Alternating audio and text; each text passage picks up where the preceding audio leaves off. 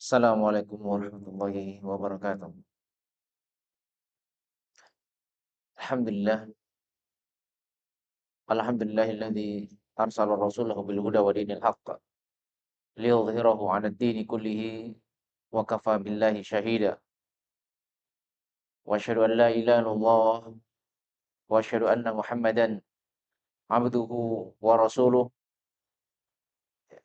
Allahumma shalli ala nabiyyina Muhammadin wa ala alihi wa sahbihi ajma'in. Amma ba'd.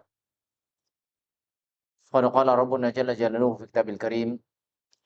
Ya ayyuhalladzina amanu taqullaha haqqa tuqatih wa la tamutunna illa wa antum muslimun.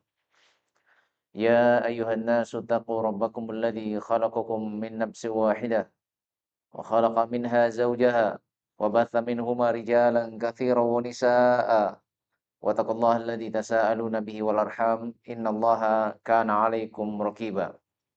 Ya ayyuhalladzina amanu taqullaha wa qulu qawlan sadida yuslih lakum a'malakum wa yaghfir lakum dhunubakum wa may yuti'illaha wa rasulahu faqad faza fawzan 'azima amma ba'd. Fa inna astaqal hadithi kitabullah wa khairal hadi hadi Muhammadin sallallahu alaihi wa ala alihi wasallam wa syarral umuri muhdatsatuha wa kullu muhdatsatin bid'ah wa kullu bid'atin dhalalah wa kullu dhalalatin finnar a'adana Allahu wa iyyakum minan nar. Fa ya al hadirun wal hadirat azani wa azanakumullahu jami'an.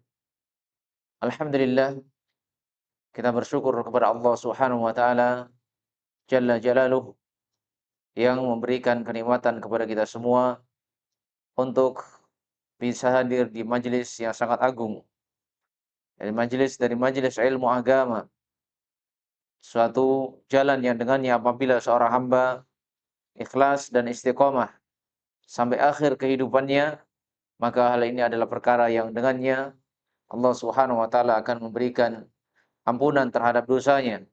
Allah Subhanahu wa taala akan menjadikan dirinya sebagai hamba yang dicintai dan diridhoinya, dan Allah Subhanahu wa taala akan memudahkan jalan baginya untuk masuk ke dalam surga Allah Subhanahu wa taala. Akhwati fillah rahimani wa rahimakumullah. Kembali kita melanjutkan kajian kita dan kita masih berada di dalam Kitabut Thaharah. Ya, bahasan yang berkaitan dengan yang ada kaitannya dengan thaharah. Baik. Yang terakhir kita sudah masuk pada larangan, ya, pada larangan menghadap ke arah kiblat dan membelakangi kiblat, ya, tatkala buang hajat. Dan hal ini telah ditegaskan oleh Rasulullah sallallahu alaihi wasallam, la tastaqbilul qiblata bighaitin wala baulin wala tastabdiruha. Ya. Janganlah kalian menghadap ke arah kiblat tatkala buang air besar ataupun buang air kecil, wala tastabiruha, ya, wala tastadbiruha, dan jangan pula kalian membelakanginya. Ya, maka tidak boleh menghadap ke arah kiblat dan membelakanginya. Ya. Ini hukum secara umum, ya, illa fil bunyan, kecuali kalau dalam sebuah bangunan. Ya, kalau dalam sebuah bangunan maka itu diizinkan, ya, dibolehkan menghadap dan belakangi kiblat. Ya. Namun para ulama mengingatkan mimba bil ihtiyat, untuk kehati-hatiannya, maka walaupun seseorang berada dalam sebuah bangunan, maka hendaklah ia berusaha untuk tidak menghadap atau membelakangi kiblat. Ini dari kehati-hatiannya, dari kehati-hatiannya. Baik, faida qata al-baul, ya, masaha fi asli dzakarihi ila ra'sihi thumma yanturuhu thalathan. Ya, kemudian tatkala dia buang air kecil atau kencing, apabila telah selesai, ya, maka hendaklah dia mengusap kemaluannya dari pokoknya sampai ke ujungnya. Dia mengusap dan mengerutnya 3 kali. Ya, namun berkaitan dengan mengusap dan mengurut 3 kali, ini memang datang pada sebagian riwayat hadis, ya. Namun para ulama menyebutkan hadis tersebut adalah hadis yang lemah. Di dalam riwayat Ahmad, idza bala ahadukum, ya, apabila salah seorang di antara kalian, ya, kencing, maka falyantur dzakarahu thalatha marrat. Maka di dalam hadis ini, ya, terdapat penyebutan untuk mengurutnya, ya, mengurutnya dari pangkal sampai ujungnya 3 kali, diurut 3 kali. Namun, ya, hal ini adalah perkara dari perkara-perkara yang datang di dalam hadis yang lemah, Ya, oleh karena itu, Syekhul Islam Ibnu Taimiyah rahimahullah, beliau menyebutkan, bahwasanya hal ini minal bid'ah, laisa minas sunnah. Bahwasanya, mengusap kemaluan, setelah selesai kencing, dan mengurutnya ini termasuk dari bid'ah dan bukan termasuk dari sunnah. Bahkan menurut penelitian beliau, karena beliau juga adalah orang yang ahli dalam ilmu kesehatan, bahwasanya mengurut kemaluan, setelah terputusnya kencing, maka ini dapat menjadi sebab timbulnya penyakit, salasul baul. Menjadi penyakit salasul baul. Itu kencingnya tidak bisa tuntas. Tatkala ia sudah selesai kencing, selalu seakan-akan ada yang menetes. Selalu seakan-akan ada yang menetes. Ya. Ini akan memberikan dampak negatif, menjadi sebab seseorang akan terkena penyakit salasul baul. Ya. Baik, karena itu penyebutan di sini berkaitan dengan, mengusap dan mengurut 3 kali pada kemaluan tersebut. Ini terdapat di dalam hadis yang lemah. Bahkan Syekhul Islam Ibnu Taimiyah menyebutkan hal tersebut adalah perkara yang bid'ah dan bukan dari perkara-perkara yang sunnah. Baik. Ini yang lebih dekatnya, yang lebih kuatnya di kalangan para ulama, bahwasanya mengurut dan mengusap kemaluan setelah selesai kencing itu bukan perkara yang sunnah, bahkan hal tersebut adalah perkara dari perkara-perkara yang bid'ah. Baik, wala yamassu dzakarahu biyamini. Ya. Kemudian tatkala seorang buang air, maka dia tidak boleh menyentuh kemaluannya dengan tangan kanannya. Tidak boleh menyentuh kemaluan dengan tangan kanannya. Ya. Dan ini juga ditegaskan oleh Rasulullah SAW di dalam hadis yang diriwayatkan oleh Imam Al-Bukhari dan Imam Muslim. Ya. Kata Rasulullah SAW, la yumsikanna ahadukum dzakarahu biyamini. Ya. Janganlah sekali-kali kalian memegang, salah seorang di antara kalian memegang kemaluannya dengan tangan kanannya. Ya. Dan di dalam hadis ini juga ditegaskan wala tayatamassahu, minal khala biyamini. Dan jangan pula, kalau tadi larangan di dalam hal yang berkaitan dengan memegang kemaluannya, dengan tangan kanan, maka demikian pula berkaitan dengan membersihkannya, atau bahasa kita apa? Ada bahasa halusnya cebol. Tidak ada bahasa halusnya. Itu memang sudah bahasa halus itu cebol ya. Demikian pula ketika cebok dia membersihkannya, dia tidak boleh membersihkan dengan tangan kanannya. Adapun tangan kanan hanya sekedar membantu mengambil air. Nah, ini tidak mengapa. Yang dilarang adalah menyentuh kemaluan. Demikian pula tatkala ia membersihkannya. Membersihkannya menggunakan tangan kanannya. Dan di sini diterangkan, kenapa pelarangan menggunakan tangan kanan. Ini diterangkan oleh Aisyah radhiyallahu taala anha di dalam hadis yang diriwayatkan oleh Imam Abu Dawud dengan sanad yang hasan. Kata Aisyah radhiyallahu taala anha, kanat yaminu Rasulillah sallallahu alaihi wasallam litahurihi wa ta'amihi. Bahwasanya kanannya Nabi sallallahu alaihi wasallam, kanannya Rasulullah sallallahu alaihi wasallam itu ya, beliau gunakan untuk ya berwudu, mulai dari kanan dengan tangan kanan pengambilan airnya, ya, demikian pula makan dengan tangan kanan, ya. Maka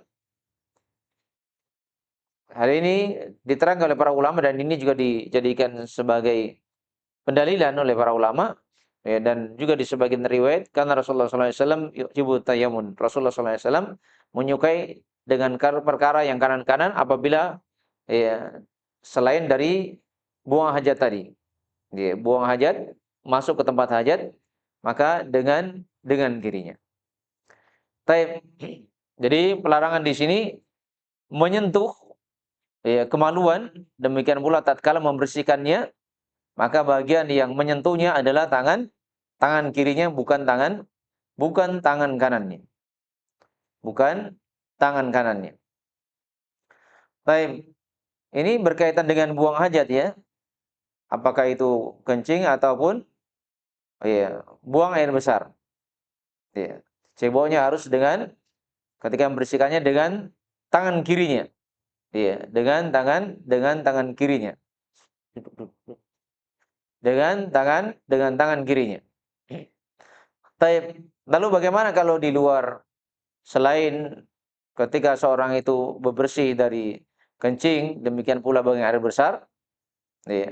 Maka untuk selain hal tersebut, ya, dalam hal-hal yang mungkin diperlukan seperti pengobatan atau hal-hal semisalnya dibolehkan. Baik. Karena di dalam perkara menyentuh di sini ini disebutkan secara spesifik. Nah, ini berkaitan dengan menyentuh tatkala ya seorang itu minal khala. Ini kaitannya dengan ya seorang yang cebok, maka tidak boleh menyentuh kemaluannya. Baik. Kemudian yang selanjutnya adalah berkaitan dengan istijmar. Ya. Karena cebok dengan menggunakan air itu disebut dengan istinja. Ya. Yaitu cebok menggunakan air itu disebut dengan apa? Disebut dengan istinja. Ya. Ada yang cebok ya, tidak menggunakan air itu disebut dengan istijmar. Itu disebut dengan istijmar. Ya. Dan berkaitan dengan istijmar, ya, maka itu ya dilakukan dengan cara yang ganjil. Ya, karena itu yastajmiru witran. Rasulullah SAW ketika beliau melakukan istijmar, maka beliau melakukannya dengan jumlah ganjil. Ya, dengan jumlah yang ganjil. Ya. Lalu bolehkah menggabungkan antara istijmar dengan istinja? Ya. Atau hanya istinja saja tanpa istijmar, atau istijmar saja tanpa istinja? Ya. Maka di dalam perkara ini telah dijelaskan ya, oleh para ulama. Dijelaskan oleh para ulama. Ya. Boleh menggabungkan keduanya dan boleh mencukupkan dengan salah satu di antara keduanya. Dan boleh mencukupkan salah satu di antara keduanya. Ya. Dan di sebagian riwayat dari Aisyah radhiallahu taala anha, ya, itu diterangkan ya, bahwasanya Rasulullah SAW ya, kadang beliau menggabungkan antara istijmar dengan istinja. Antara istijmar dengan istinja. Taib. Istijmar itu ya, dia membersihkan, ya, berbersih dari buang air kecil atau buang air besar itu dengan batu yang kering atau dengan hal-hal yang semisal dengan batu. Atau hal-hal yang semisal dengan batu. Ya, itu disebut dengan istijmar. Kadang di sebagai tempat seperti di pesawat misalnya, ya, itu dengan menggunakan tisu. Itu dengan menggunakan tisu. Nah, itu yang disebut dengan istijmar. Itu yang disebut dengan istijmar. Ya. Maka berkaitan dengan istinja dan istijmar, maka boleh seorang menggabungkan. Ya, dia melakukan istijmar terlebih dahulu, kemudian dia istinja. Kalau istijmar itu kan mengusap ya, diusap dengan batu ya, atau diusap dengan tisu. Setelah diusap dengan batu ataupun tisu, maka kemudian tsumma yastanji bil ma. Kemudian dia membersihkannya dengan air. Berarti di sini bentuk penggabungan. Berarti di sini dibolehkan bentuk penggabungan. Fa in iktasara 'alal istijmar ajza'ahu. Kalau hanya sekedar ya, kalau hanya sekedar dengan istijmar saja tanpa istinja, maka ini adalah perkara yang boleh. Ini juga adalah perkara yang boleh. Ya, jadi boleh seseorang ketika buang hajat, ya, boleh istinja saja, ya, boleh ya menggabungkan istijmar dengan istinja, dan boleh juga seseorang itu hanya istijmar saja. Muhammad, Muhammad, Muhammad, Muhammad. Jangan ribut, jangan ribut, jangan ribut. Baik. Maka ini adalah hal yang hendaknya dipahami. Jadi ada yang namanya istinja, ada yang namanya istijmar. Ada istinja dan istijmar. Boleh menggabungkan keduanya dan boleh melakukan tersendiri. Hanya mencukupkan dengan salah satu di antara keduanya. Taib. Wa inna ma yujzi'ul istijmaru idalam tata'addan najasatu maudhi'al hajah. Nah, sekarang ketika seorang mencukupkan dengan istijmar, maka tatkala dia mengusap, dia tidak boleh melampaui tempat yang disangkanya terkena najis. Maka dia hanya mengusap tempat-tempat yang dianggapnya terkena najis saja. Ya, karena kalau dia mengusap melewati tempat yang terkena najis, ini bukan menghilangkan, tapi memperluas nantinya. Nanti memperluas sesuatu yang terkena najis. Ya, memperluas sesuatu yang terkena najis. Maka hanya dibolehkan mengusap sesuatu yang diyakini bahwasanya hal tersebut ada sesuatu yang terkena najis.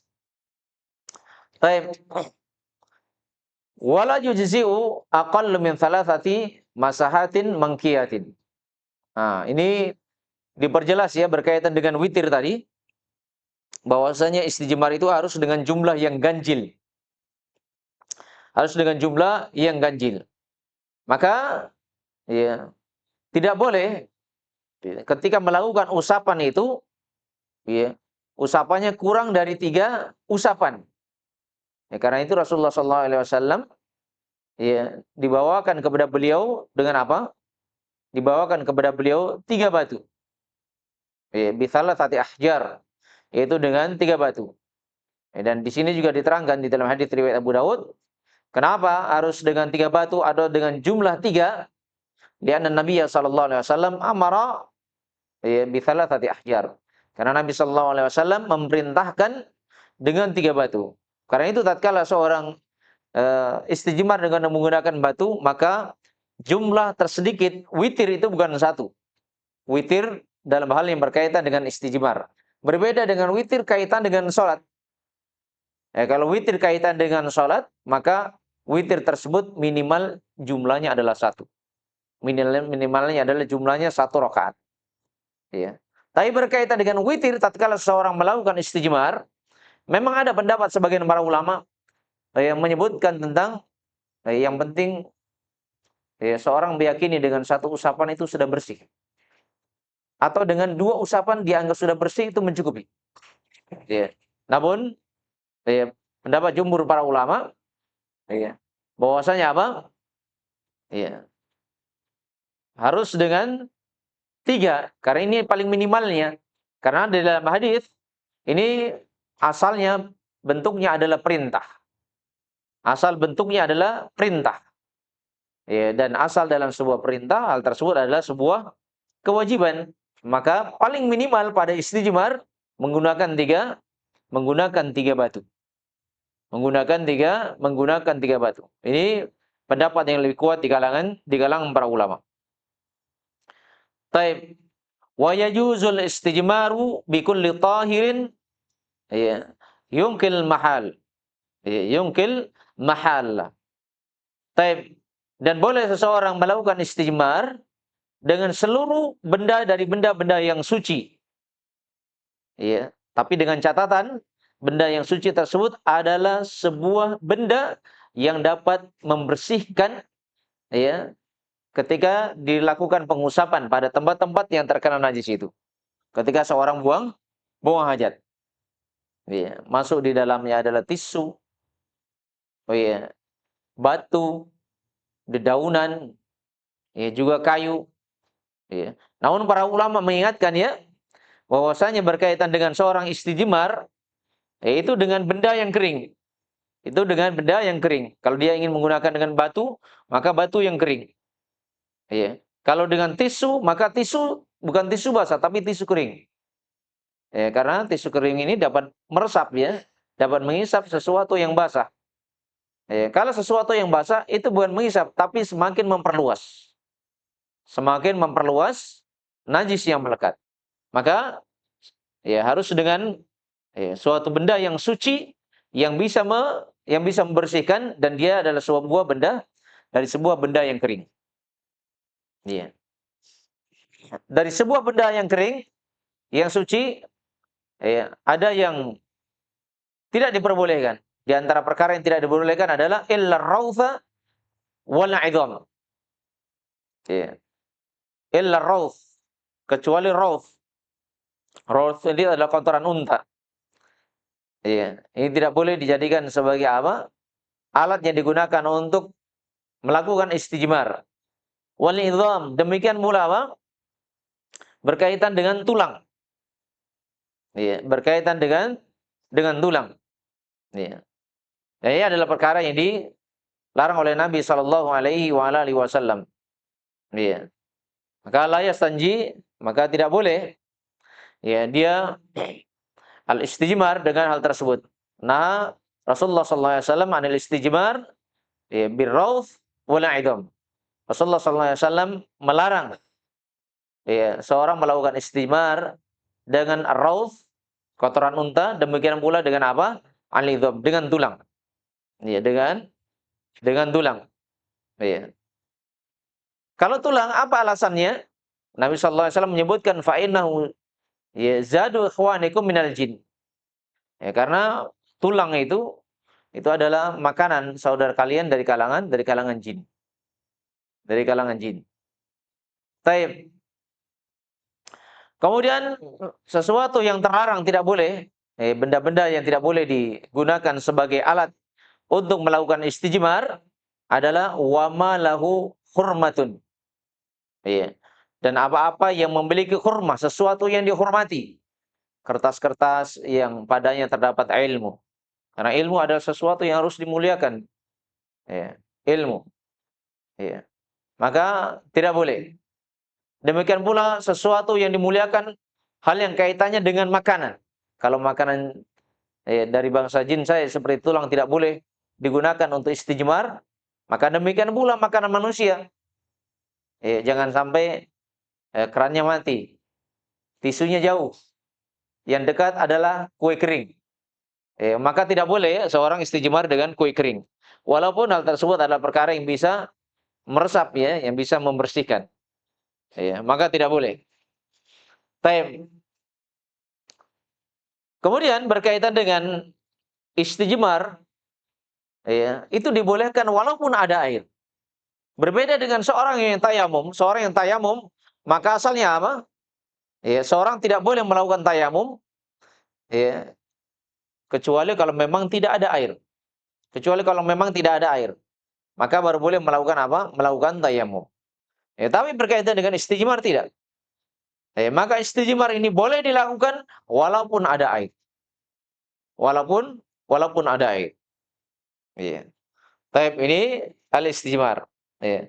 Karena itu berkaitan dengan istijmar, kesimpulan dari uraian-uraian tadi itu juga diterangkan oleh para ulama, bahwasanya istijmar itu harus terpenuhi syarat-syaratnya. Ya. Dan di antara syarat-syarat yang diterangkan oleh para ulama ada 6 syarat, yang harus ditunaikan dalam hal yang berkaitan dengan apa? Istijmar. Kaitannya dengan istijmar. Yang pertama, ayyukun witran, maka harus dalam jumlah ganjil. Kalau dia ingin membersihkan dengan istijmar tatkala dia buang hajat, maka jumlahnya harus ganjil. Dan jumlah ganjil di sini ukuran paling minimalnya, ukuran paling minimalnya adalah dengan jumlah 3. Jadi ukuran minimal tersedikitnya adalah 3. Karena itu para ulama menjelaskan ketika jumlah 3 itu belum cukup, maka dia dengan jumlah ganjil yang setelahnya. Jumlah ganjil yang setelahnya berapa? Setelah 3, berarti 5. Kalau 5 tidak cukup, berarti 7. Ya, demikian seterusnya. Ya, maka dia dengan jumlah ganjil. Karena berkaitan dengan istijmar, Nabi kan sudah menegaskan ya, berkaitan dengan istijmar. Ya. Nabi Shallallahu Alaihi Wasallam mengingatkan apa? Fal yutir. Maka adalah seorang itu melakukan dengan cara ganjil. Jadi tatkala istijmar, yaitu dengan cara mengganjilkan. Dan ingat pada istijmar jumlah ganjilnya paling tersedikitnya adalah jumlahnya 3. Ya. Itu di dalam hadis riwayat Abu Dawud ya. Man istajmara falyutir. Barang siapa yang melakukan istijmar, maka adalah dia mengganjilkan. Dan jumlah ganjil pada istijmar paling minimalnya adalah dengan jumlah apa? Dengan jumlah 3. Ya. Baik. Maka ini syarat yang pertama. Ya. Maka harus ganjil, dan ganjil paling minimalnya jumlahnya adalah 3. Ya. Baik. Kemudian yang selanjutnya termasuk dari syarat yang hendaknya diperhatikan adalah wa yakunu mangkiyan, maka dia harus sesuatu yang bisa membersihkan. Sesuatu yang suci tersebut sesuatu yang bisa membersihkan.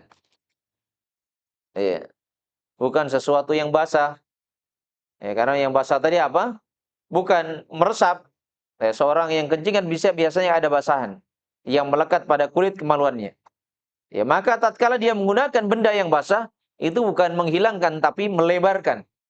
Itu melebarkan. Karena itu diperintahkan dengan benda-benda yang kering. Benda-benda yang kering yang bisa meresap seperti batu, tisu,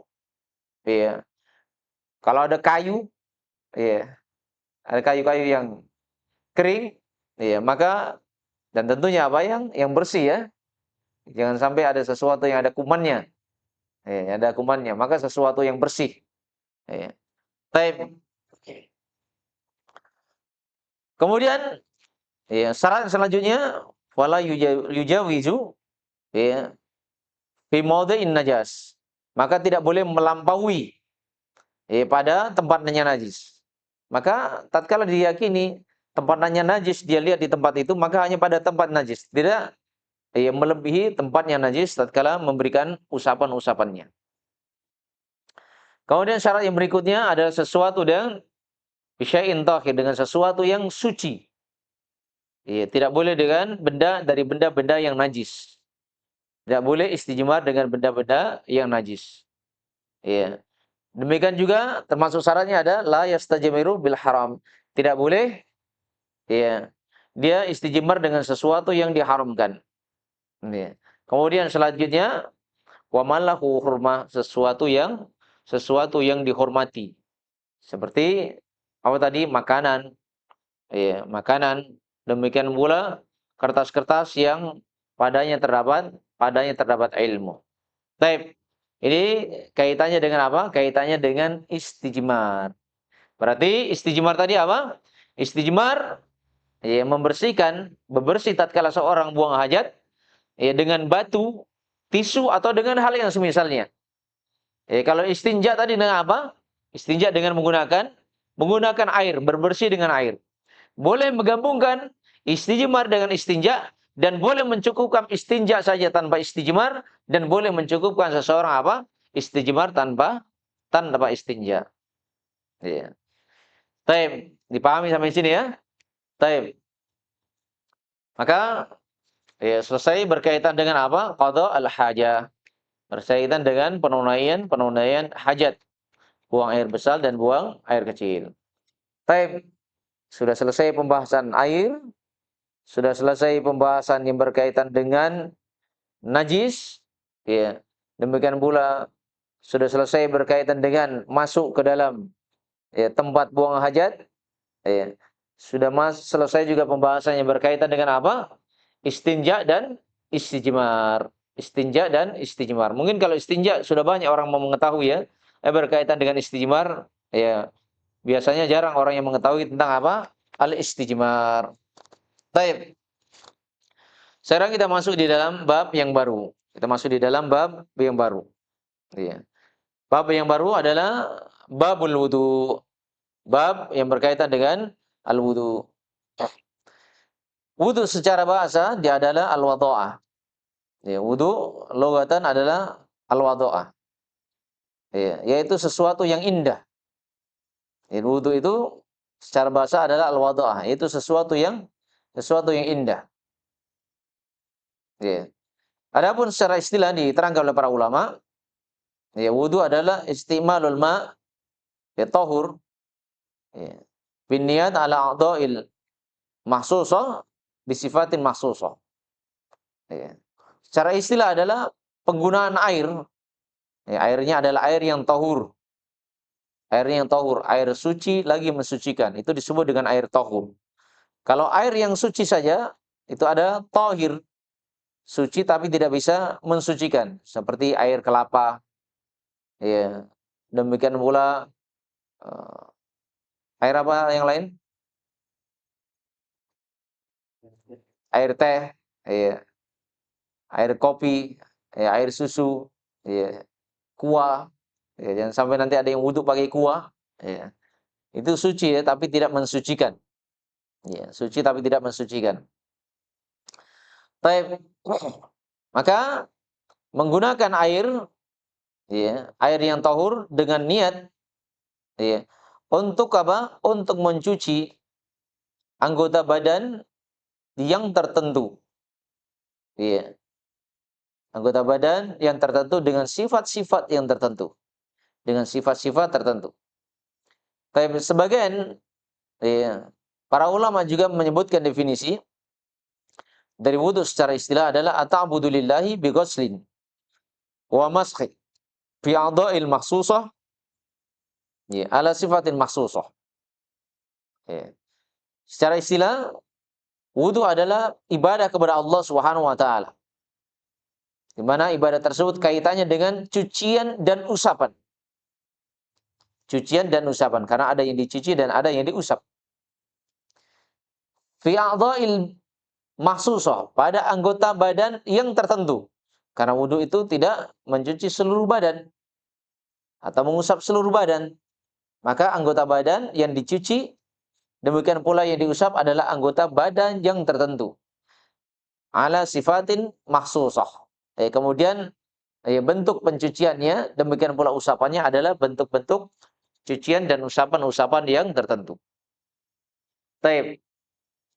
Kata al-wudu, ya, ketika didomah wawunya, ya, ketika didomah dengan huruf wawunya yaitu wudu bima'na al-fi'il. Ini memberikan makna fi'il, perbuatan wudunya itu. Itu kalau didomah wawunya, wudu. Adapun kalau di fathah al-wadu, ya, kalau dikatakan al-wadu, ini bimana dia memberikan mana apa? Air wudunya. Kalau air wudunya itu disebut dengan wadu. Adapun perbuatan wudunya itu disebut dengan wudu. Disebut dengan wudu. Taib. La yasikhul wudu wala ghairuhu minal ibadati illa ayyanwiyahu. Liqauli Rasulillah sallallahu alaihi wa ala alihi wasallam. Ya. Innamal a'malu binniyat wa innamal likulli imri'in ma nawa. Ya. Faman kana hijratuhu ila Allah wa rasulih fa hijratuhu ila Allah wa rasulih. Ya. Faman kana hijratuhu lidunya yusibuha aw imra'atin yankihuha fa hijratuhu ila ma hajara ilaih. Ya. Taib. Maka wudu itu tidak sah. Demikian pula ibadah-ibadah yang lainnya selain wudu. Karena wudu adalah ibadah. Wudu tidak sah, demikian pula ibadah-ibadah yang lainnya itu tidak sah. Kecuali apa? Illa ayyanwiyahu. Kecuali ya, harus dengan apa? Harus dengan adanya niat. Kecuali harus dengan adanya niat. Ya. Liqauli Rasulillah sallallahu alaihi wasallam, berdasarkan dengan sabda Rasulullah sallallahu alaihi wasallam, itu di dalam hadis yang diriwayatkan oleh Imam Al-Bukhari ya, dan Muslim. Rawahu Imam Al-Muhadditsain. Diriwayatkan oleh dua imam ya, muhaddits, yaitu Abu Abdullah, yaitu Imam Bukhari, kunyah beliau adalah Abu Abdullah. Demikian pula diriwayatkan oleh Imam Muslim, yang kunyah beliau adalah Abu Husain. Baik, di mana Rasulullah SAW bersabda, innamal a'malu binniyat. Sesungguhnya amalan itu disertai dengan apa? Amalan itu disertai dengan niat. Ya. Amalan disertai dengan niat. Ya. Wa innamal likulli imri'in manawa. Dan setiap orang akan mendapatkan sesuai dengan apa? Sesuai dengan apa yang dia niatkan. Ya. Maka di sini amalan disertai dengan niat. Dan hadis tentang niat ini adalah hadis yang sangat agung ya, hadis yang mencakup ya pada seluruh pembahasan ibadah. Ya, bahkan para ulama menyebutkan dalam pembahasan fikih juga ya. Maka dia mencakup pada 70 bahkan lebih dari itu pembahasan hal-hal yang berkaitan dengan hadis ini. Dan hadis ini para ulama menyebutkan apa? Maqalla mabnahu wa jalla ma'nahu. Hadis ini adalah hadis yang sedikit lafadznya tapi maknanya adalah makna yang sangat luas. Ya, maknanya adalah makna yang sangat luas. Karena Nabi itu juga dikenal dengan apa? Jawami al-kalim. Ya, jawami al-kalim. Ya, jawami al-kalim itu apa? Ya, kalimat yang diucapkan oleh Nabi singkat tapi maknanya luas. Berbeda kadang sebagian manusia jai dudu cari tanah, tak segede manfaatnya. Ya, terlalu banyak ceritanya tapi sedikit manfaatnya. Ya, tapi Nabi itu apa? Sedikit dalam berbicara tapi terkandung di dalamnya sesuatu yang sangat luas. Ya, dari sesuatu yang sangat luas. Baik. Dan hal yang hendaknya diperhatikan berkaitan dengan niat itu telah dijelaskan oleh para ulama, di antara yang dijelaskan oleh Imam Ibnu Taimiyah rahimahullahu taala. Beliau menyebutkan wan niyatu mahalluhal qalb. Niat itu tempatnya di hati. Kadang-kadang ada sebagian orang yang berniat ketika berwudu apa? Ya, dengan lisannya. Nawaitu an atawadda ya lillahi taala. Ya, li raf'il hadath lillahi taala. Ya. Jadi dia menyebutkan apa? Nawaitu. Ya. Saya berniat an atawadda untuk berwudu, li raf'il hadath, untuk mengangkat hadas lillahi taala, karena Allah taala. Ya, berarti di sini apa? Ya, niat dengan lafaz. Ya, niat dengan lafaz. Ada sebagian orang-orang yang bersandar dengan Al-Imam Syafi'i ya, menyebutkan bahwasanya niat itu dengan dilafaz. Apakah pada wudu, demikian pula pada sholat. Sehingga pada sholat mereka menggunakan kalimat niat apa? Usolli fardhu dhuhri arba'a raka'atin. Kalau dia sebagai imam apa? Imaman lillahi ta'ala. Kalau dia sebagai makmum, makmuman lillahi ta'ala. Ya. Ini kalimat-kalimat niat. Ya, ada di antara orang-orang menyandarkan kepada Al-Imam Syafi'i, ya, namun dibantah pula oleh orang-orang kalangan Syafi'iyah bahwasanya Al-Imam Syafi'i tidak demikian. Jadi ada orang-orang yang menyandarkan kepada Al-Imam Syafi'i tentang bahwasanya wudu itu dengan lafaz, namun ternyata Al-Imam Syafi'i sendiri tidak menyebutkan tentang hal tersebut, bahwasanya niat itu dengan dilafadzkan. Ya, karena itu disepakati oleh para ulama, sunnah wan niyatu mahalluhal qalb. Niat itu tempatnya di hati. Bittifaqil ulama. Hal tersebut adalah perkara yang disepakati oleh ulama ahli fikih. Ya. Fa inna wa biqalbi wa lam yatakallam bilisani ajza'atuhu. Ya. Kalau seseorang meniatkan di dalam hati ya maka tidak harus diucapkan dengan lisannya.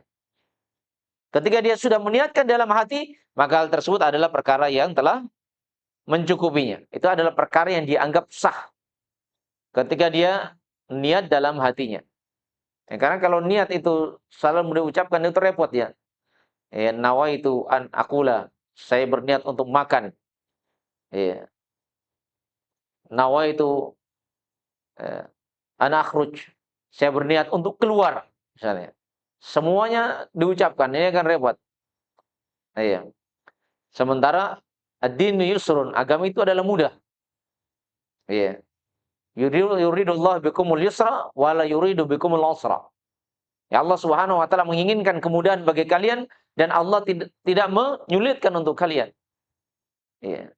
Maka an-niyatu fil qalb. An-niyat mahal wal qalb. Niat itu tempatnya di hati, bukan pada ucapan. Iya.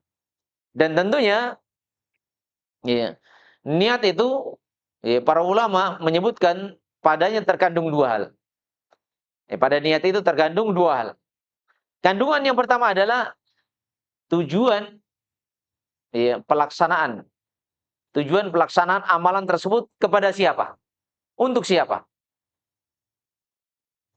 Ini hal yang hendaknya diperhatikan. Tujuan pelaksanaan amalan itu untuk siapa? Ini kandungan niat yang pertama. Kemudian kandungan yang kedua adalah niat untuk mengucapkan atau perbuatan.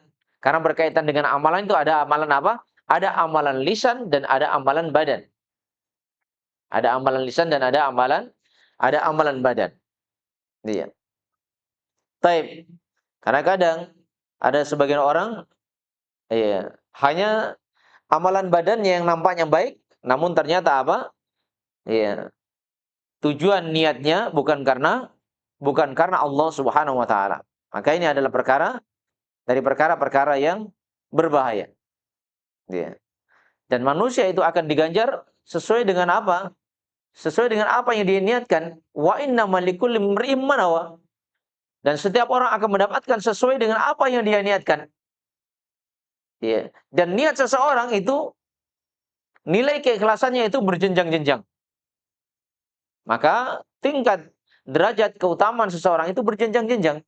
Karena kadar niat yang berjenjang-jenjang ini membuat ukuran ketakwaan itu juga berjenjang-jenjang. Karena itu Allah Subhanahu wa taala menyebutkan apa? Inna akramakum indallahi atqakum. Sesungguhnya orang yang paling mulia di antara kalian adalah yang paling bertakwa. Maka takwa berjenjang-jenjang, maka kadar niat ketulusan seseorang di dalam melakukan amalan juga berjenjang-jenjang. Juga berjenjang-jenjang. Baik. Kemudian ya berkaitan dengan niat tersebut ya, maka dapat dibedakan antara sebuah amalan yang benar, amalan yang diterima, dan amalan yang tidak diterima. Iya. Baik. Kemudian, iya, berkaitan dengan amalan manusia, iya, ketika amalan tersebut, ketika seorang berniat untuk beramal, iya, dan amalan itu diantaranya ada dua bentuk. Amalan, contoh amalan-amalan yang sunnah. Amalan-amalan yang sunnah yang biasa dia lakukan, dia istiqomah melakukannya ketika dia sehat dan ketika dia mukim. Iya. Ketika dia terbiasa beramal dengan amalan kebaikan di masa sehatnya, demikian pula di masa mukimnya, maka tatkala dia memiliki uzur, ya, ketika dia sehat memiliki uzur, dia tidak bisa melaksanakan amalan yang biasa dia lakukan, maka dia tetap tercatat sebagai orang yang melakukannya. Sebagai orang yang melakukannya. Demikian pula tatkala seorang sehat, dia biasa istiqamah dalam sebuah amalan. Maka tatkala ia sakit, dia tidak mampu melaksanakan amalan yang biasa dia istiqamah di dalam melakukannya tatkala ia sehat, maka tatkala dia terhalang, tidak bisa melakukannya ketika sakit, maka ia tetap tercatat sebagai orang yang beramal dengan amalan kebaikan tersebut. Maka ini keutamaan ya, bagi seorang yang beramal kebaikan, ya tatkala dia mukim, ya ketika safar dia tidak bisa melakukannya, tetap tercatat. Demikian pula tatkala dia sehat, biasa beramal dengan amalan kebajikan. Tatkala ia sakit terhalang, maka dia tetap tercatat sebagai orang yang beramal dengannya. Ya, ini diterangkan oleh Rasulullah SAW di dalam hadits yang diriwayatkan oleh Imam Al-Bukhari. Idza maridal abdu aw safara kutiba lahu mithlu ma kana ya'malu muqiman sahihan. Iya. Baik. Iya. Ketika seseorang sakit, seorang hamba sakit, atau tatkala ia melakukan perjalanan dari perjalanan safar. Jadi tatkala seorang sakit dan tatkala seorang melakukan perjalanan safar. Iya. Maka tatkala ia safar, dia tidak bisa beramal dengan amalan yang biasa dilakukan. Iya. Demikian pula tatkala ia sakit, dia tidak bisa melakukan amalan yang biasa dia lakukan di masa dia sehat. Maka apa? Maka kata Rasulullah SAW, kutiba lahu mithlu makana ya'malu mukiman sahihan. Iya. Maka tetap tercatat baginya bahwasanya dia tetap tercatat sebagai orang yang beramal dengan amalan tersebut dari suatu amalan yang ketika dia mukim dia istiqomah, demikian pula tatkala ia sehat istiqomah, maka tatkala safar dia tidak mampu melakukannya dan tatkala ia sakit tidak mampu melakukannya, maka dia tetap tercatat sebagai orang yang beramal dengannya. Iya, sebagai orang yang beramal dengannya. Iya. Ini kalau amalannya adalah amalan yang istiqomah dia lakukan. Iya. Di masa sehat dia biasa beramal dengan amalan tersebut. Iya, misalnya sholat duha misalnya. Amalan yang biasa dilakukan pada hari-hari tatkala ia sehat. Tatkala ia sakit tidak mampu melakukannya, maka dia tetap tercatat sebagai orang yang melakukannya. Sebagai orang yang melakukannya. Demikian pula tatkala seorang biasa melaksanakan sholat tersebut di masa mukimnya, tatkala dia safar, terhalang dengannya, maka dia tetap tercatat sebagai orang yang melakukannya.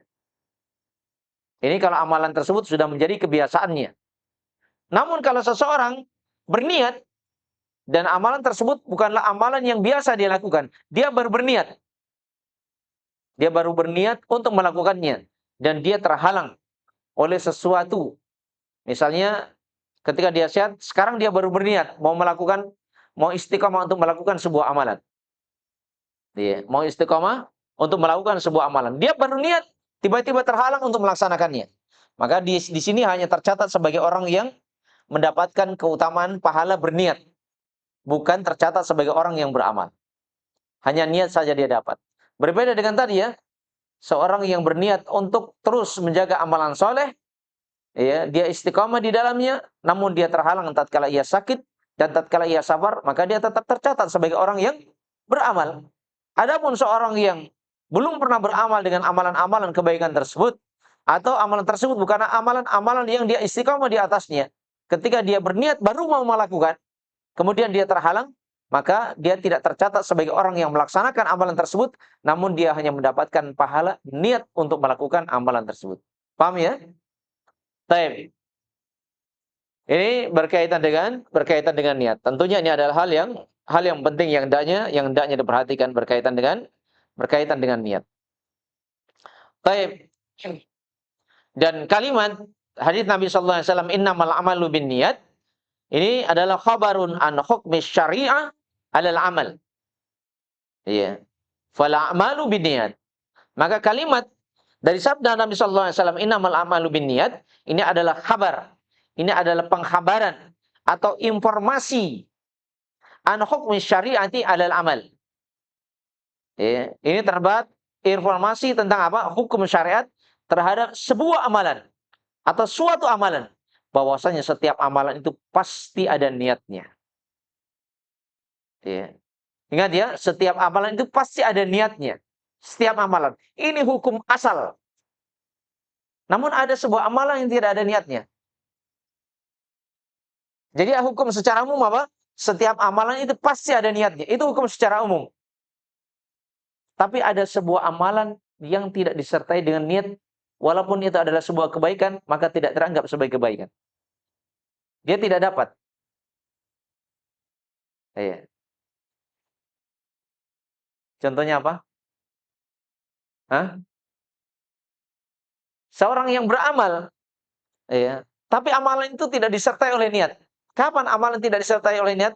Kan hukum secara umum tadi apa? Amalan disertai oleh niat. Innamal a'malu binniyat. Setiap amalan ini pasti disertai oleh niat. Ini kan hukum secara umum. Tapi ada amalan yang tidak disertai niat.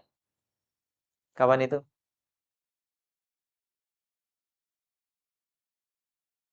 Kapan kira-kira? Yaitu ketika seorang tidur. Ya, seorang tidur, ya tiba-tiba dia berdiri, sholat misalnya. Dianggap atau tidak itu? Tidak dianggap, tidak sah sholatnya. Sholatnya orang tidur, walaupun dia melakukan gerakan-gerakan sholat. Iya. Walaupun dia melakukan gerakan-gerakan sholat. Kalau tidur, ya, orang yang tidur melakukan pergerakan, melakukan sebuah ibadah, itu hanya pergerakan yang tidak disertai oleh niat. Dan itu sesuatu yang tidak dianggap. Sesuatu yang tidak dianggap. Ya, namun, hukum asal, ya, sebuah amalan itu disertai dengan niat. Dan niatnya seseorang itu beraneka ragam. Karena itu digambarkan oleh Rasulullah SAW apa? Faman kana hijratuhu ila Allahi wa rasulih, fa kana hijratuhu ila Allahi wa rasulih. Faman kana hijratuhu lidunya yusibuha aw imra'atin yankihuha, fa hijratuhu ila ma hajara ilaih. Maka di sini tergambarkan bahwasanya seorang yang melakukan amalan itu beraneka ragam. Ada seorang yang melakukan amalan benar-benar karena Allah dan benar-benar ittiba kepada Rasulullah sallallahu alaihi wasallam. Iya, dan ada orang-orang yang beramal tujuannya adalah dunia. Atau tujuan untuk melakukan amalan adalah untuk mendapatkan pasangan. Nah, ini terjadi ya. Ada sebagian ikhwan ataupun akhwat datang ke kajian. Ikhwan sesama ikhwan, dia hadir di kajian tujuannya hanya ingin cari pasangan. Ya, karena itu kadang ada sebagian ikhwan yang hadir di pengajian, dia nanya-nanya sama ikhwan yang lain. Ada ndak akhwat yang mau nikah? Iya.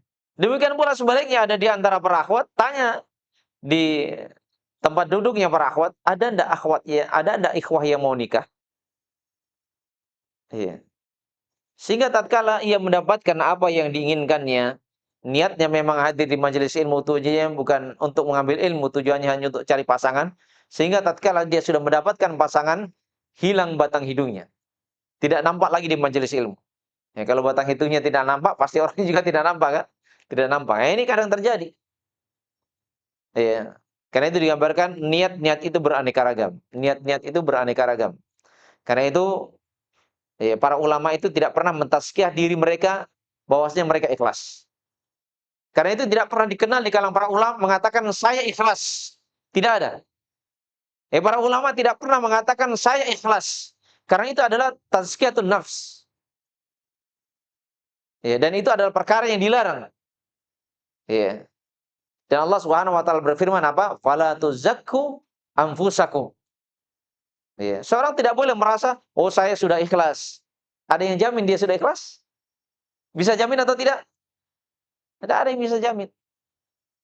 Karena itu para ulama tidak pernah mengatakan saya ikhlas ketika mereka melakukan amalan. Apakah dalam sebuah amalan atau dalam bentuk tulisan ataupun ucapan.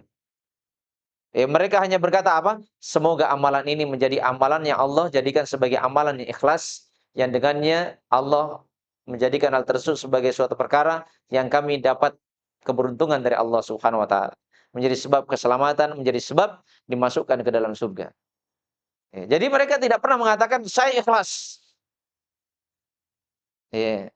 Ini kan kadang kalimat yang sering berjalan di tengah kita ya. Ikhlas manakah ya? Ini kan biasa jalan. Tapi ini kalimat tidak biasa jalan di kalangan para ulama. Mereka tidak pernah mengatakan saya ikhlas. Kalau berusaha untuk ikhlas iya. Tapi yang menjamin bahwasanya dirinya sendiri itu ikhlas, dia bisa jamin dirinya ikhlas? Antum bisa jamin dirinya antum ikhlas? Bisa jamin antum? Tidak bisa menjamin. Karena itu para ulama mengajarkan apa? Kalimat-kalimat semoga amalan ini menjadi amalannya ikhlas. Kan harapannya kepada Allah. Agar amalannya dijadikan sebagai amalannya ikhlas. Dan niat yang benar itu diterangkan oleh para ulama adalah an-niyatu iradatul qalbil amala taqarruban ilallah. Niat yang benar adalah niat adalah sebuah keinginan untuk beramal dan tujuan di dalam melakukan amalan tersebut yang diinginkan adalah untuk semakin mendekatkan diri kepada Allah Subhanahu wa taala. Ya, tujuannya adalah untuk mendekatkan diri kepada Allah Subhanahu wa taala. Baik. Ya, maka ini adalah poin dari poin-poin penting yang hendaknya diperhatikan. Ya, berkaitan dengan niat wudu. Ya, termasuk di sini niat wudu. Ya, jangan sampai tatkala ia wudu sendirian, wudunya ecek-ecek. Ya, tatkala dia ada temannya di sampingnya wudunya, wah, cara berkumurnya, cara mencuci mukanya, ya, cara mencuci tangannya, cara mencuci kakinya, dia perbagus tatkala ada temannya yang melihat. Namun tatkala ia bersendirian, ternyata apa? Wudunya apa? Wudunya hanya asal-asalan saja. Wudunya hanya asal-asalan saja. Ya. Taib. Maka perkara ini adalah perkara yang hendaknya diperhatikan. Taib, ini niat penting ya. Ya, niat itu penting. Ya, karena ini adalah hal yang dapat menjadi sebab keberuntungan dan suatu perkara yang dapat menjadi sebab kerugian tatkala rusak dalam hal yang berkaitan dengan niat. Taib. Maka ini adalah syarat yang tidak boleh tidak. Syarat yang tidak boleh tidak. Taib. Dan kaitannya dengan niat ini diantara penjelasan para ulama, ya, hadis tentang niat ini disebabkan karena apa?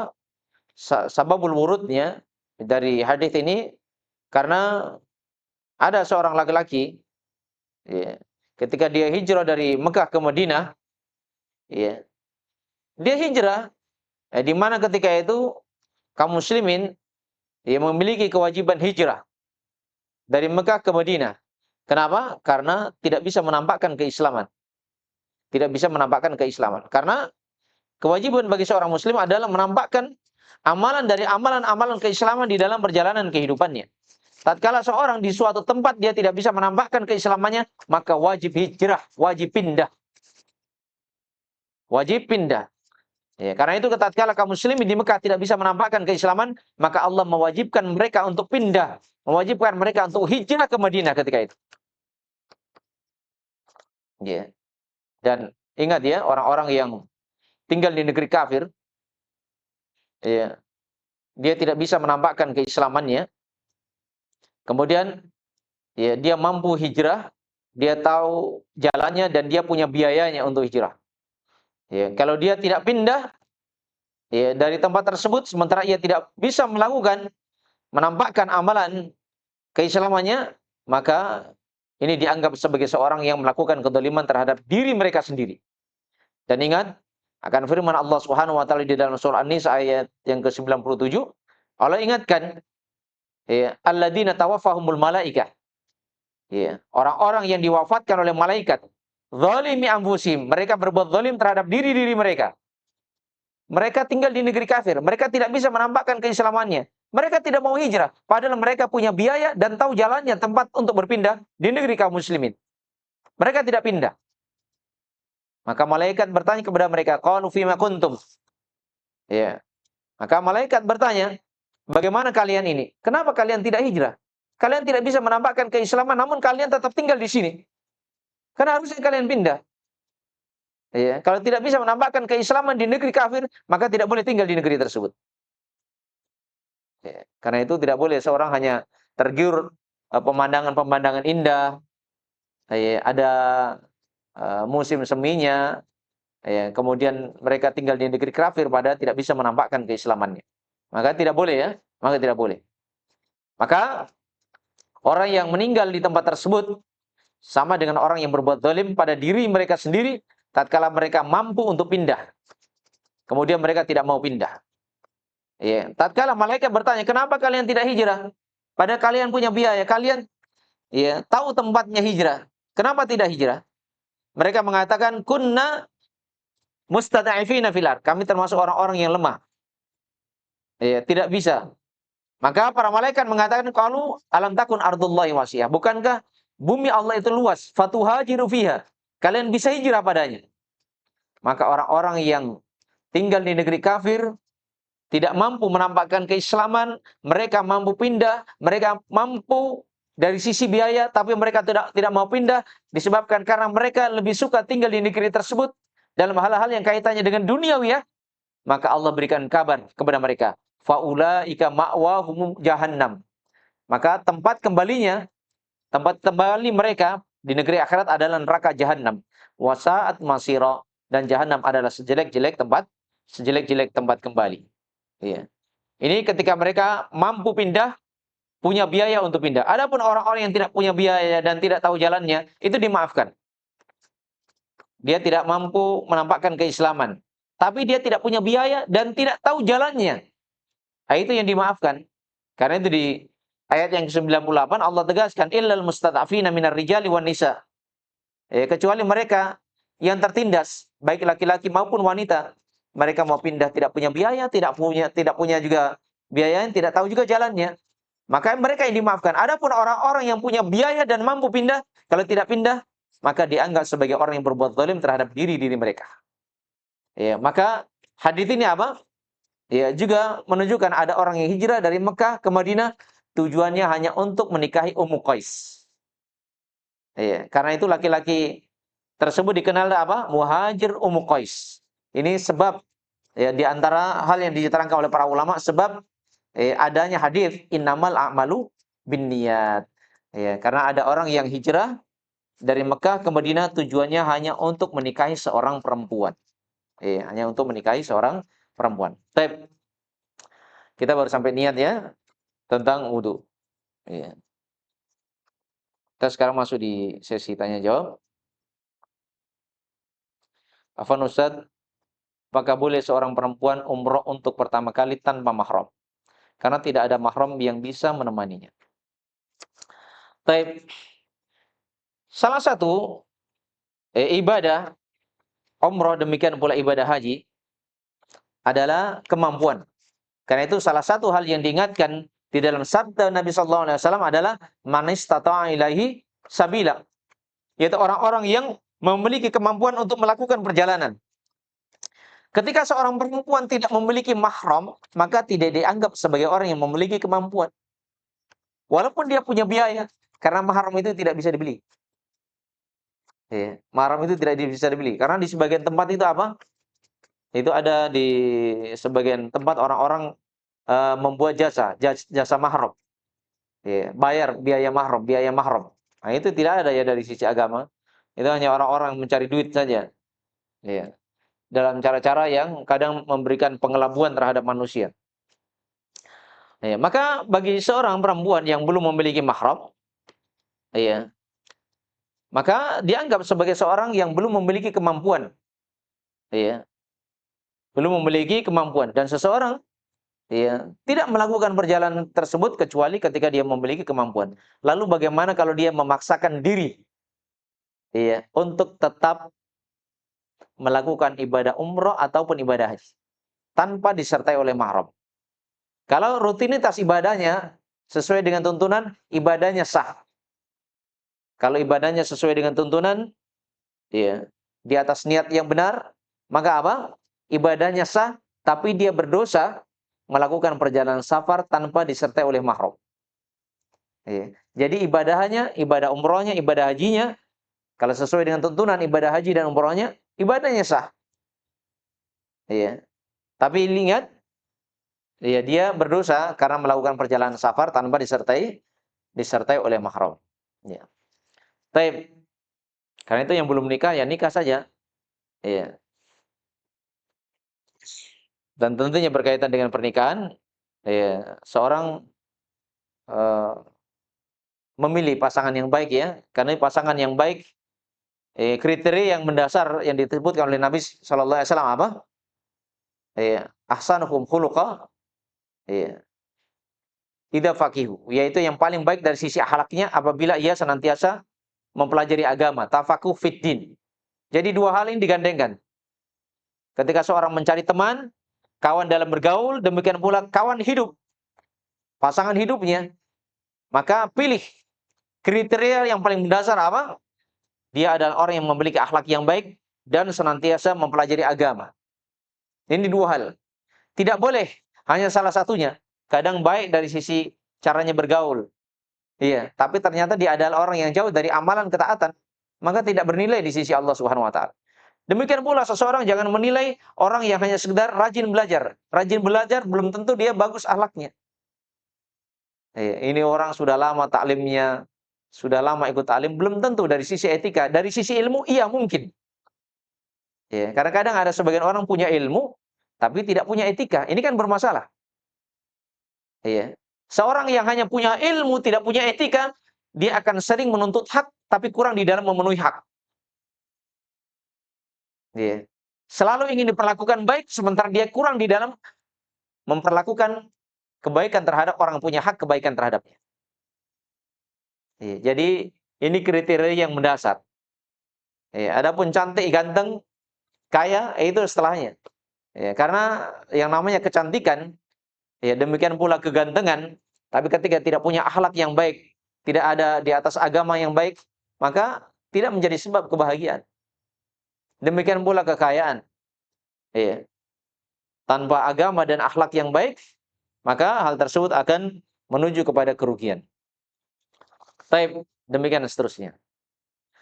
Karena itu ada di sebagian tempat yang di pembahasan-pembahasan fikih itu ya, ada seorang perempuan yang belum menikah, tapi dia ingin punya mahram. Ya. Memungkinkankah seorang perempuan itu bisa punya anak tanpa menikah?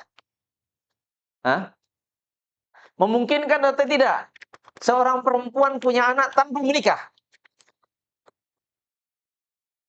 Hah? Memungkinkan atau tidak memungkinkan?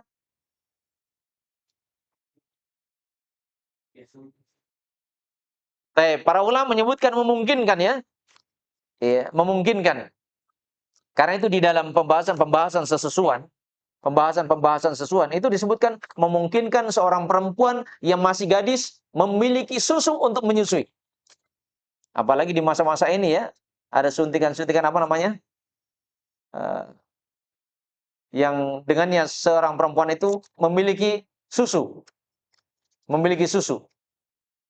Iya, sehingga dia bisa menyusui. Dan minimal dalam susuan itu dianggap sebagai anak sesusuan, yaitu tatkala ya, terjadi 5 susuan. 5 susuan terhadap anak. Ya.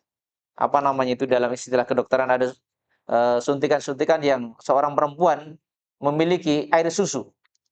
Ya, dengan suntikan-suntikan tersebut. Nah, maka seorang perempuan yang ya, belum menikah misalnya, belum menikah, dia ingin punya anak, ya, maka salah satu solusinya maka dengan apa? Suntikan apa namanya? Saya lupa namanya itu, suntikan apa? Yang dengannya seorang perempuan bisa memiliki susu. Yang dengan ketika dia memiliki susu, maka dia bisa menyusui seorang bayi.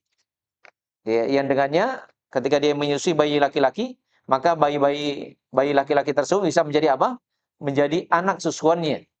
Yang dengannya bisa menjadi mahramnya di dalam melakukan perjalanan. Nah, ini salah satu solusi ya di dalam pembahasan syariat.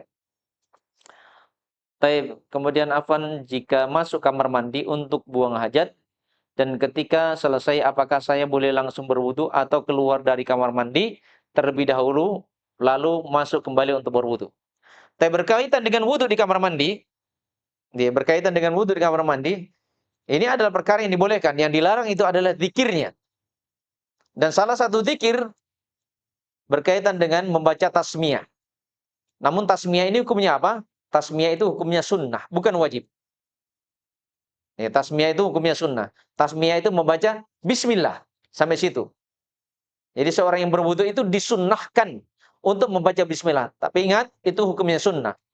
Ya, tatkala seorang tidak membaca bismillah, selesai di mandi langsung berwudu misalnya, maka wudunya adalah sah. Wudunya adalah wudu yang sah. Ya. Namun tatkala dia mau keluar dulu, hanya karena ingin mengucapkan bismillah, supaya wudunya sempurna, itu lebih baik. Itu lebih baik. Ya. Karena membaca tasmiyah itu adalah penyempurna dari wudu. Ya. Membaca tasmiyah itu hukumnya sunnah dan bukan kewajiban. Maka di sini ada dua. Ya, selesai dia mandi, selesai dia buang hajat, bisa langsung berwudu. Ya. Ketika dia tidak membaca tasmiyah, adapun ketika dia ingin lebih sempurna lagi wudunya dengan membaca tasmiyah, maka dia keluar dulu membaca tasmiyah di luar kamar mandi. Kemudian setelah itu dia masuk berwudu di dalam kamar mandi. Karena membaca tasmiyah itu dengan lisan dan tidak boleh membaca tasmiyah dengan lisan di kamar mandi. Tayyib. Barakallahu fiik. Kemudian selanjutnya bagaimana dengan amalan yang jangka panjang? Awal niatnya ikhlas karena Allah, tetapi di pertengahan jalan niatnya berubah, terpaksa karena keadaan setelah itu. Muhasabah lagi dan niat ikhlas kembali. Seperti itu berkelanjutan, apakah masih terhitung ikhlas? Tapi berkaitan dengan seorang yang mengawali niatnya ikhlas, ya, kemudian terjadi permasalahan di pertengahannya, maka yang diperhitungkan adalah pada akhirnya. Yang diperhitungkan adalah pada akhirnya. Ketika awalnya ikhlas, kemudian di pertengahan mengalami permasalahan, ya, maka yang dinilai adalah pada akhirnya. Karena itu Rasulullah SAW menyebutkan apa? Kullu syai'in fil khawatim. Segala sesuatu itu pada akhirnya. Akhirnya seperti apa? Kalau akhirnya kembali ikhlas, maka itu yang dianggap sebagai amalan dari amalan-amalannya ikhlas. Terhitung sebagai amalannya ikhlas. Taib.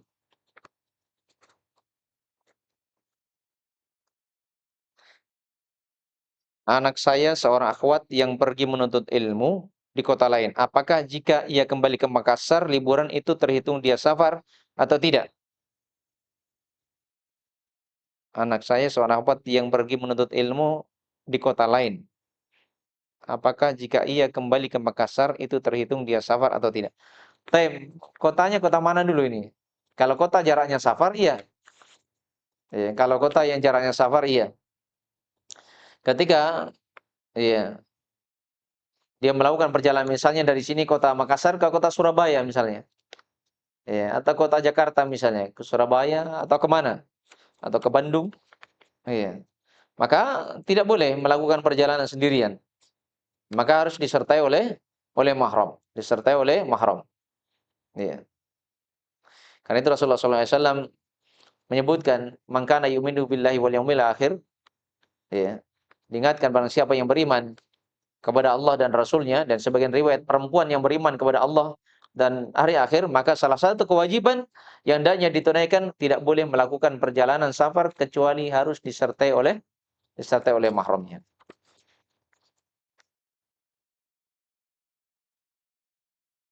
Ketika dia ke Surabaya diantar, pulangnya harus dijemput. Kalau ada mahram di sana ngantar ke sini, ya alhamdulillah kalau ada mahram di sana.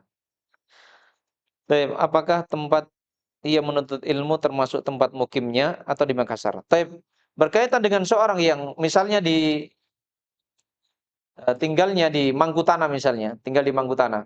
Dia asalnya Mangkutanah, tapi sekarang dia kuliah di Makassar. Kuliah di Makassar. Maka ketika di sini dia kuliah di Makassar, maka di sini dia dianggap sebagai orang yang memiliki dua tempat mukim. Dua tempat mukim. Iya, maka mukim yang pertama mukim di kampungnya, mukim yang kedua adalah mukim di tempat pendidikannya. Di tempat pendidikannya. Maka dia dianggap sebagai orang yang memiliki dua tempat mukim. Ya. Ketika dia di Makassar, dia melaksanakan sholat secara sempurna, tidak kosor lagi, dan tatkala dia sampai di kampungnya, maka dianggap sebagai orang yang mukim, dia sholat apa? Dengan sholat sempurna. Dianggap sebagai orang yang memiliki dua tempat mukim. Taib, Afiq barakallah. Taib. Saya kira cukup ya. Alhamdulillah rahimani wa rahimakumullah, ini di antara faedah yang dapat kita sebutkan di hari ini. Semoga bermanfaat bagi kita semua.